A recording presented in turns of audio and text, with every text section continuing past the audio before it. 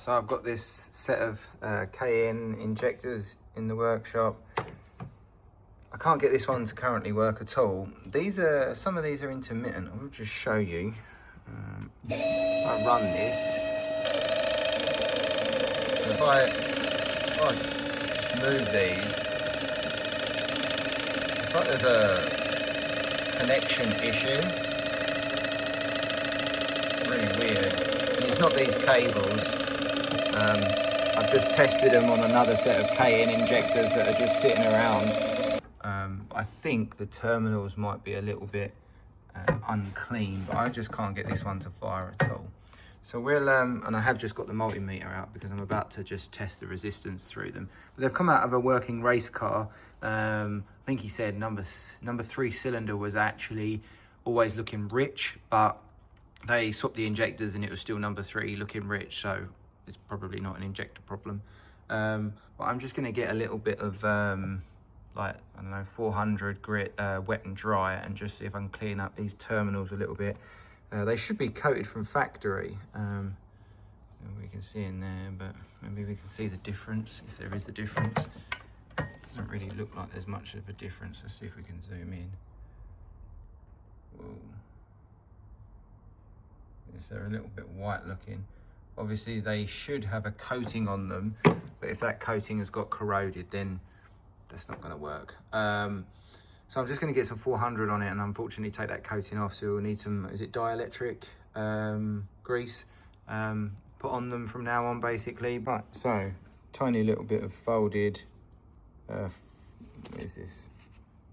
400 wet and dry. So I'm going to basically pop a screwdriver in there and see if I can clean up these terminals a little bit.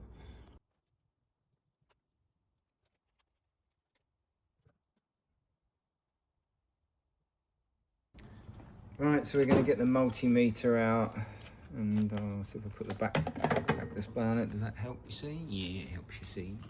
Let's just have a quick look. I don't know what resistance. Fairly high, so 13.3.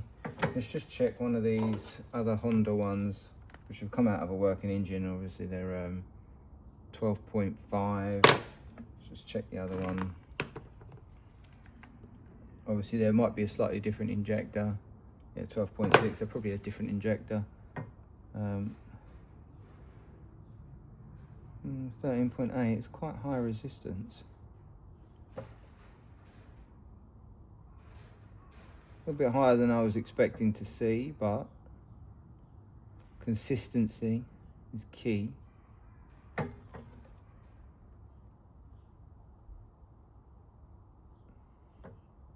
Make sure we're on there. Yep. 5.8. That's white. Cool. So I've just gone over these injectors just to make sure there's nothing wrong with the machine. And these are, obviously these are high impedance saturated injectors, and these are low impedance peak and hold injectors. And it runs these just fine. These are around 5 ohms. There's no issue running them. I can't find a peak and a hold lower than about 5 ohms that I've got here. But nonetheless, I don't think that's the problem. I think this injector is just shot. So, yeah, interesting. Because he said it was running. And that's injector 1. Okay, so just for a bit of confirmation, I've got this other multimeter out, which unfortunately isn't as accurate. Which is saying something because the other one's not the best, but give you a quick idea. Hopefully you can see that. So it's saying 11 to 12, 11 ohms. Like I say, this is a lot less accurate. 11 ohms. 11 ohms and 3 ohms. So that's the problem, although that doesn't seem what the customer says. All right, so I had a little chat with the customer. So normally in these sorts of cases, obviously this injector being a problem, he said number 1 cylinder was a problem. It was showing up black.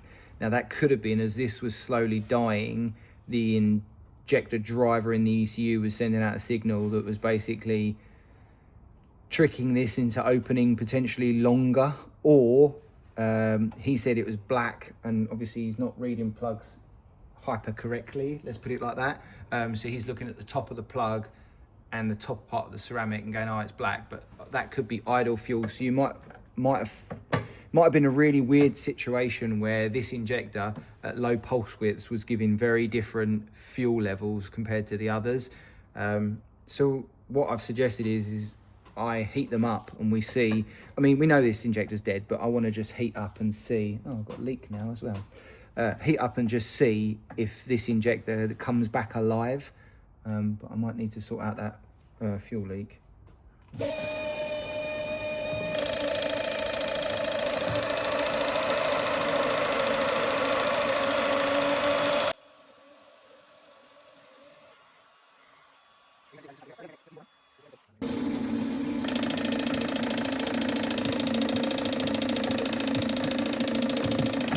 See if that resistance has changed at all.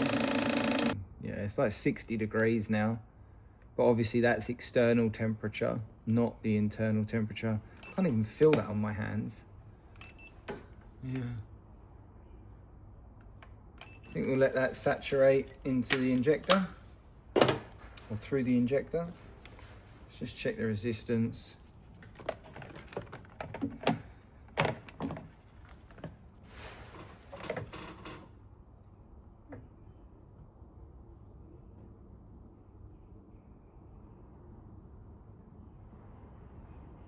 So potentially, I don't know if that's picking up any, I'd say this isn't the best multimeter in the world, but 12.8.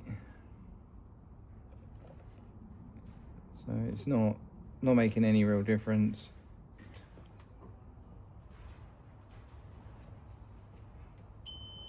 Yeah, I can hear it now firing internally. So it's not loud by any means, and if you listen to, oh, let's get it up here.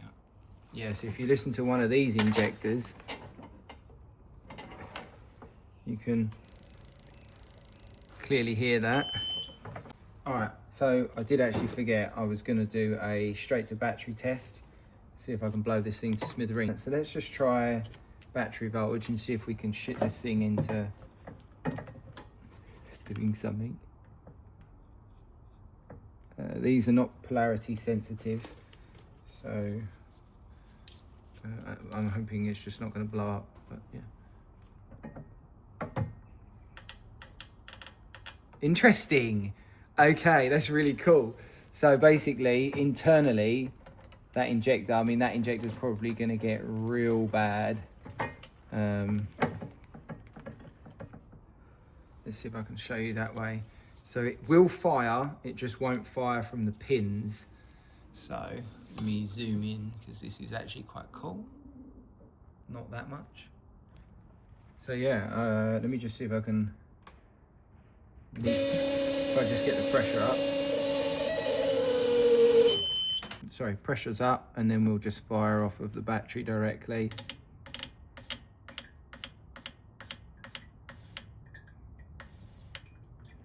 So she does work, but that resistance is causing a problem.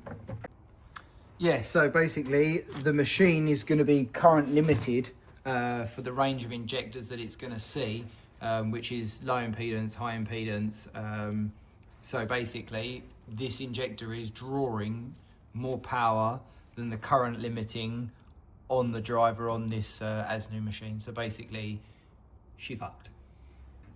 So yeah, it's just coil windings have broken down, but at least we got to the bottom of it, although we knew that at the very beginning. You know.